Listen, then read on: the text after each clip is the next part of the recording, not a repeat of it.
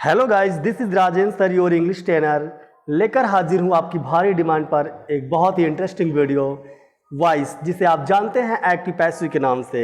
Dear students, ये topic आपके academic classes में ही नहीं बल्कि ये एसएससी, बैंक, जूनियर, ट्रांसलेटर और ऐसे एग्ज़ाम जिनमें इंग्लिश पूछी जाती है, ये अपना बहुत ही इंपॉर्टेंट रोल प्ले करता है। जी हाँ, हम बात कर रहे हैं एक्टिव पैसिव की। तो चलिए शुरू करते हैं वीडियो को और सीख लेते हैं एक्टिव पैसिव एक बेहद सरल अंदाज में।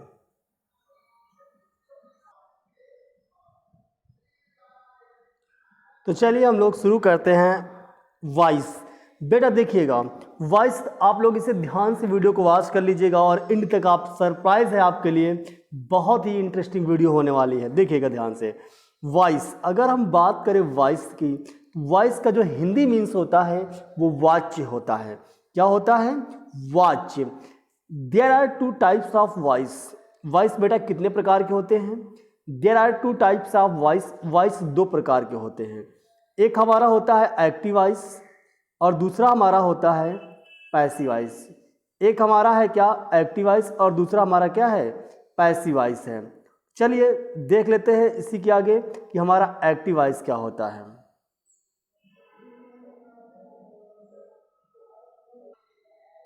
एक हमारा बेटा है एक्टिव वॉइस और दूसरा है पैसिव वॉइस। ठीक है, अब ये एक्टिव वॉइस क्या होता है और ये पैसिव वॉइस क्या होता है, इसके बारे में डिटेल से हम लोग जानते हैं। अगर हम बात करें एक्टिव वॉइस की बेटा, एक्टिव वॉइस क्या होता है? The sentence in which we give importance to subject is called active voice. एक ऐसा सेंटेंस इन हुई जिसमें वी गिव हम देते हैं इंपॉर्टेंस, महत्व टू सब्जेक्ट, अपने सब्जेक्ट को, इज कॉल्ड एक्टिव वॉइस। वो क्या कहलाता है? एक्टिव वॉइस का कहलाता है। और एक्टिव वॉइस की हिंदी होती है कर्तवाच्य। क्या होती है? कर्तवाच्य। यानी एक ऐसा सेंटेंस जिसमें हम सब्जेक्ट को इंपॉर्टेंस दें, यानी कर्ता को प्रधानता दें, वो हमारा सेंटेंस एक्टिव वॉइस का कहलाता है। एक एग्जाम्पल देखिएगा, राम किल्ड रावण। राम ने रावण को मार दिया। सब्जेक्ट पहले लिखा गया, यानी इंपॉर्टेंस दिया गया, काम करने वाले व्यक्ति को दिखाया गया, यानी यह क्या है? ये आपका एक्टिव वॉइस का सेंटेंस है। हम इसको ऐसे भी कह सकते हैं, एक ऐसा सेंटेंस जिसमें सब्जेक्ट दिया जाए आपका, यानी काम करने वाले व्यक्ति को दिखाया जाए, वो हमारा एक्टिव वॉइस का सेंटेंस कहलाता है। बात करें अगर हम पैसिव वॉइस की, तो गाइस देखिएगा, passive voice, the sentence in which we give importance to object is called passive voice. एक ऐसा सेंटेंस जिसमें हम किसको इंपॉर्टेंस देते हैं? ऑब्जेक्ट को, यानी the sentence in which we give importance to object is called passive voice. एक ऐसा सेंटेंस जिसमें हम ऑब्जेक्ट को इंपॉर्टेंस देते हैं, वो हमारा सेंटेंस पैसिव वॉइस का कहलाता है। अगर हम एग्जाम्पल्स की बात करें तो लिखा हुआ रावण वॉज किल्ड, यानी रावण को मारा गया। किसके द्वारा? पता नहीं। काम करने वाले व्यक्ति को दिखाया नहीं गया, ऑब्जेक्ट को इंपॉर्टेंस दी गई। इसका मतलब ये हुआ जो सेंटेंस आपका है ये पैसिव वॉइस का दिया गया है। आप समझ पा रहे हैं ना? अगर हम और बेहतरीन अंदाज में बात करें सेंटेंस समझाने की, तो आपने देखा होगा कि कभी भी बेटा एक ऐसा सेंटेंस जिसमें काम करने वाले व्यक्ति को दिखाया जाए, वो चाहे हिंदी का हो चाहे इंग्लिश का हो, ऐसा सेंटेंस जिसमें काम करने वाले व्यक्ति का नाम पहले लिया जाए, यानी उसके बारे में हम बात करें, यानी सब्जेक्ट प्रेजेंट हो, वो हमारा एक्टिव वॉइस का होगा। जैसे मैं कहूँ आई राइट अ लेटर, मैं एक पत्र लिखता हूँ, ये तो आपका एक्टिव वॉइस का हुआ। लेकिन अगर मैं कह दूँ एक पत्र लिखा जाता है, यानी अ लेटर इज रिटन, तो ये तो पैसिव वॉइस का है ना। कौन लिख रहा पता नहीं है। पहले के ज़माने में अगर हम बात करें तो जो राजा होते थे वो बोलते थे मेरा घोड़ा सजाया जाए, इसे फांसी पर लटकाया जाए, उसे मेरे सामने हाजिर किया जाए। अब आप लोग घर जाना और बोला मम्मी, मम्मी मत कहना, बोलना एक गिलास पानी लाया जाए, मेरे कपड़े धुले जाएं। तो बेटा इसमें आप किस व्यक्ति की बात कर रहे हो? काम करने वाले व्यक्ति को दिखा नहीं रहे हो। ये हमारे सेंटेंस क्या हो जाएंगे? सारे सेंटेंस हमारे पैसिव के हो जाएंगे। लेकिन अगर मैं कहूँ मम्मी पानी लाइए, राजा किसी से नौकर का नाम लेकर बोले, मंत्री या जो भी नाम ले, और कहे मेरा घोड़ा लाया जाए, यानी जब काम करने वाले व्यक्ति को दिखाया जाए तो सेंटेंस एक्टिव वॉइस का, और काम करने वाले व्यक्ति को ना दिखाया जाए सेंटेंस पैसिव वॉइस का। देखा होगा आपने मार्केट में एक बोर्ड लगा रहता है जिसमें लिखा होता है यहाँ पर कटे फटे जले नोट बदले जाते हैं। सेंटेंस किसका हुआ? पैसिव वॉइस का हुआ। क्यों हुआ? क्योंकि इसमें काम करने वाले व्यक्ति को दिखाया नहीं गया कि कौन बदलेगा जले कटे फटे नोट। यहाँ पर टिकट बेचे जाते हैं, कौन बेच रहा है नहीं दिखाया गया आपको। ये सेंटेंस किसके हो गए? पैसिव वॉइस के हो गए। तो चलिए कुछ बेसिक रूल्स हमारे हैं जिनको जान लेते हैं कि एक्टिव से पैसिव बनाने में काम जो आते हैं वो रूल्स आखिर होते कौन से हैं। बात करते हैं हम बेसिक रूल्स की। लिखा हुआ some basic rules of making passive voice. Passive voice बनाने कुछ basic rules. Rule number first की बात करें तो first of all we put object in the place of subject. पहला बेसिक रूल है first of all we put object in the place of subject, यानी सबसे पहले हम लोग क्या करते हैं कि जो ऑब्जेक्ट सेंटेंस का होता है उसको सब्जेक्ट के स्थान पर रख देते हैं। और रूल सेकंड बोलता है after that we use appropriate helping verb of the tense. उसके बाद हम टेंस की उचित हेल्पिंग वर्ब का प्रयोग करते हैं। आप क्रम से देखते रहिएगा वीडियो को आप बहुत आसानी से सीख जाएंगे। रूल नंबर थर्ड बोलता है देन वी यूज, क्या बोलता है? Then we use action third.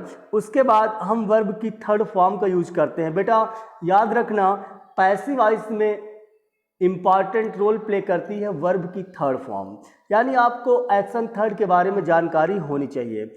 Rule number next की बात करें तो after that we use by, यानी प्रीपोजिशन हम बाई का प्रयोग करते हैं। बेटा जरूरी नहीं कि बाई ही लगे, बहुत सारे ऐसे वर्ड हैं जिनके साथ अलग अलग प्रीपोजिशन यूज होता है, वो आपको हम डिटेल से आगे बताएंगे। जैसे नो की बात करें तो नो के साथ बाई लग के टू लगता है। कंटेन की बात करें तो इन लगता है। समझ पा रहे मेरी बात को? आगे बढ़ते बेटा। नोट पॉइंट में लिखा हुआ passive voice can be made only of 8 tense, यानी पैसिव वॉइस केवल 8 टेंस की बनाई जा सकती है। एंड सेकंड नोट पॉइंट है only transitive verb is used to make passive voice. बेटा समझते हैं ध्यान से, हमारे टेंस 3 मेन होते हैं, प्रेजेंट पास्ट फ्यूचर। जो समय बीत चुका वो पास्ट है, जो चल रहा वो प्रेजेंट है, और जो आएगा वो फ्यूचर होगा।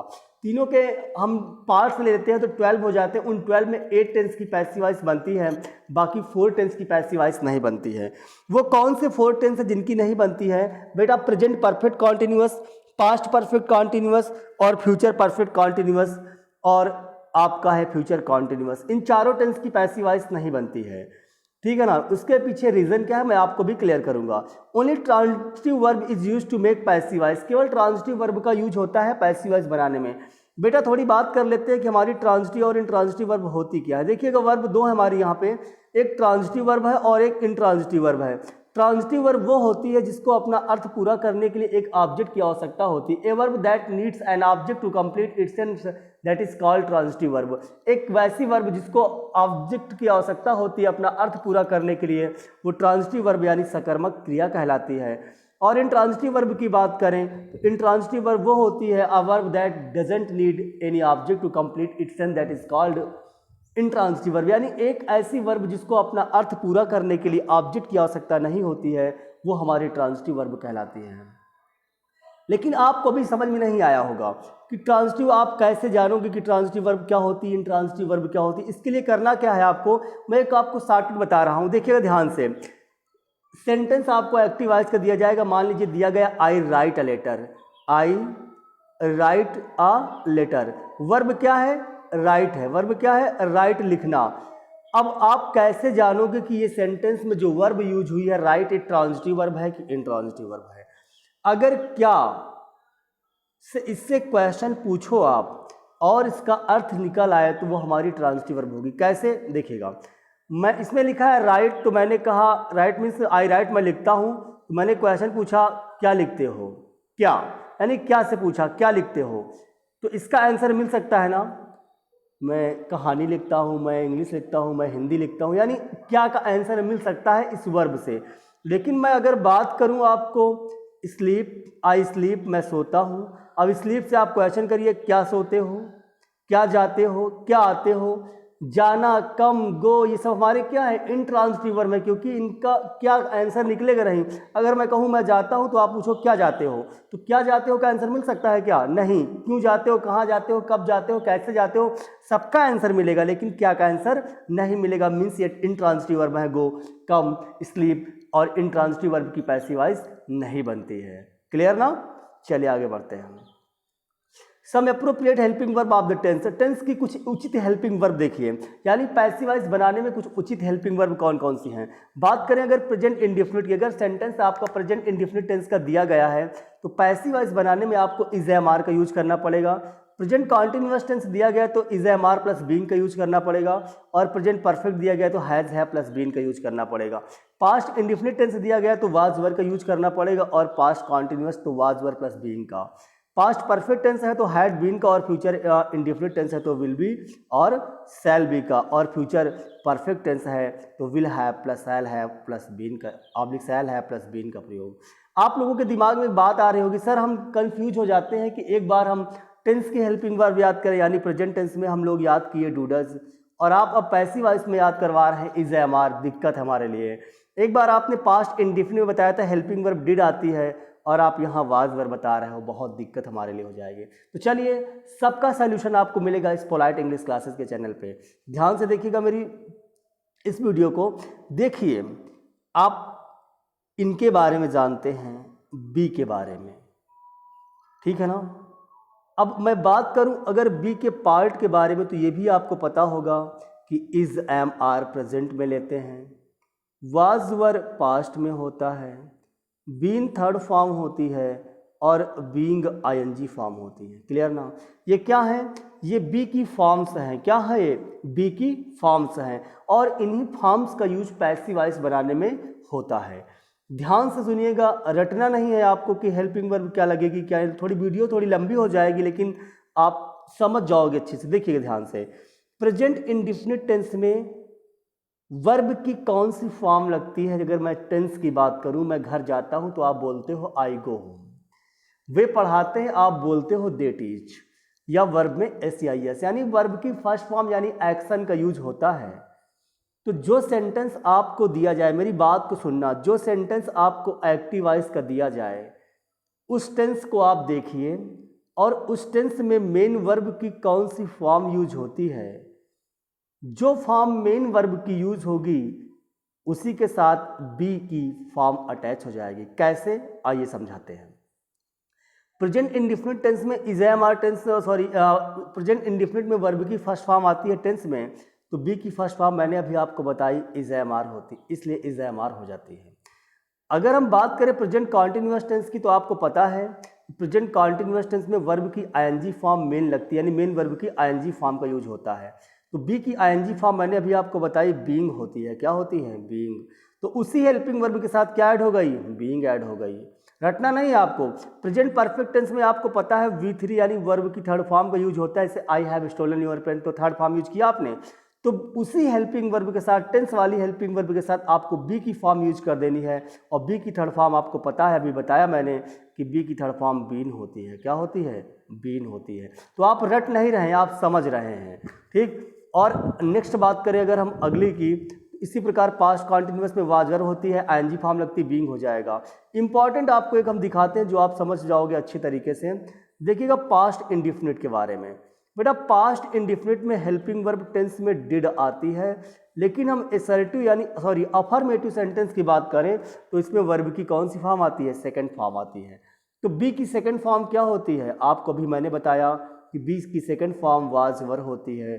इसीलिए अगर पास्ट इंडेफिनिट का सेंटेंस लिखा है I bought a pen from the market, तो बॉट लिखा है, सेकंड फॉर्म आई है, तो पास्ट इंडेफिनिट होगा, और पास्ट इंडेफिनिट होगा तो वर्ब की सेकंड फॉर्म, तो बी की सेकंड फॉर्म क्या होती है, वाजवर होती है। तो यहाँ क्या आ जाएगी, वाजवर।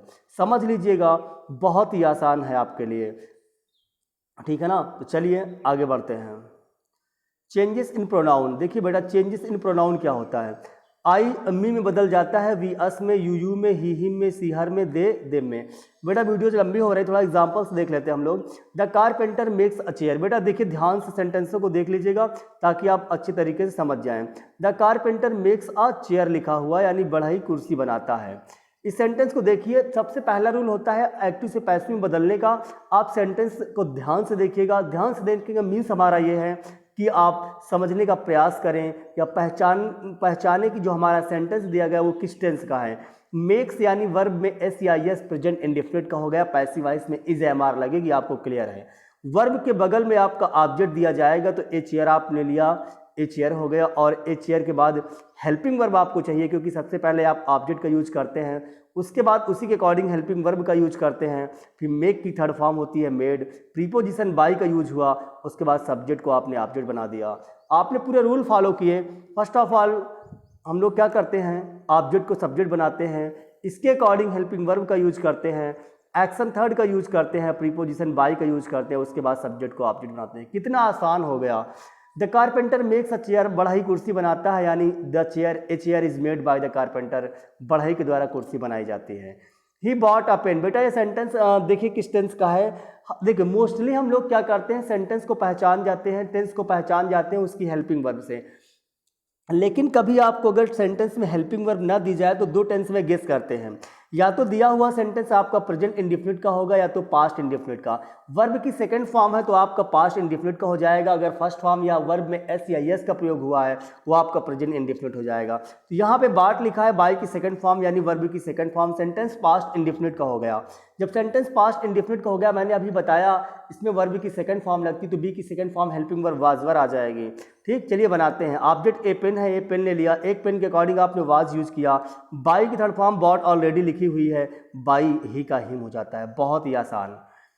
आई विल टीच यू, मैं तुम्हें पढ़ाऊंगा, फ्यूचर का टेंस है, आप समझ पा रहे हैं, और सबसे पहले यू ऑब्जेक्ट आएगा, यू के अकॉर्डिंग हम लोग देखिए आई और वी के साथ शैल भी लगाते हैं, बाकी सबके साथ विल भी लगाएंगे फ्यूचर में, यानी फ्यूचर का सेंटेंस होगा तो हम बी का यूज करेंगे उसी हेल्पिंग वर्ब के साथ में। तो क्या बना, यू विल बी टॉट, आगे आप ऐड कर दीजिएगा बाई मी, कोई प्रॉब्लम नहीं, क्लियर ना। He is making an noise, वो शोर मचा रहा है, यानी he is making an noise, वो शोर मचा रहा है। सेंटेंस कैसे बनाएंगे आप देखिए ध्यान से। ए नॉइज ऑब्जेक्ट है, ले आए, आपको पता है दिया हुआ सेंटेंस प्रेजेंट कॉन्टिन्यूअस टेंस का है, कैसे जान गए, क्योंकि इज एम आर के साथ आईएनजी फॉर्म आ रही है। तो मैंने आपको बताया अगर सेंटेंस में आईएनजी फॉर्म आती तो कॉन्टिन्यूअस का होता है, और कॉन्टिन्यूअस में वर्ब की आईएनजी फॉर्म आती है, और आईएनजी फॉर्म आएगी तो बी की आईएनजी फॉर्म बीइंग का प्रयोग होगा, क्योंकि आईएनजी फॉर्म में इंगी आ रहा तो बीइंग ही आएगा। क्लियर, ये आपका शॉर्टकट समझ लीजिएगा। ठीक, तो क्या बना, ए नॉइज ऑब्जेक्ट हो गया, हेल्पिंग वर्ब इज बीइंग लगाना है, लगा दिए, मेक की थर्ड फॉर्म मेड होती है, बाय ही का हिम हो जाएगा, तो क्या बना, a noise is being made by him. एक और देखते हैं, you have stolen my pen, आपने मेरी पेन चुराई है, you have stolen my pen. तो बेटा हैज़ हैव के साथ third form I means present perfect का हुआ, और प्रेजेंट परफेक्ट में थर्ड फॉर्म लगती है तो बी की थर्ड फॉर्म यहाँ पे बीन आएगी, तो हैज़ हैव के साथ क्या हेल्पिंग वर्ब आएगी, बीन आएगी। तो आपका माई पेन है, माई पेन एक है तो इसके अकॉर्डिंग हैज़ बीन लग जाएगा। स्टील स्टोल स्टोलन होती है तो थर्ड फॉर्म स्टोलन हो गई बाई किसके द्वारा, यू के द्वारा। आई होप ये वीडियो आपको पसंद आया होगा। गाइस अगर वीडियो पसंद आए तो लाइक कर देना, हमारे चैनल पर अगर नए हो तो सब्सक्राइब करना ना भूलें। ऐसा ही बेहतरीन वीडियो सबसे पहले पाने के लिए बेल आइकन को जरूर प्रेस कर देना। Stay home, be positive, be strong, keep learning. जय हिंद, जय भारत।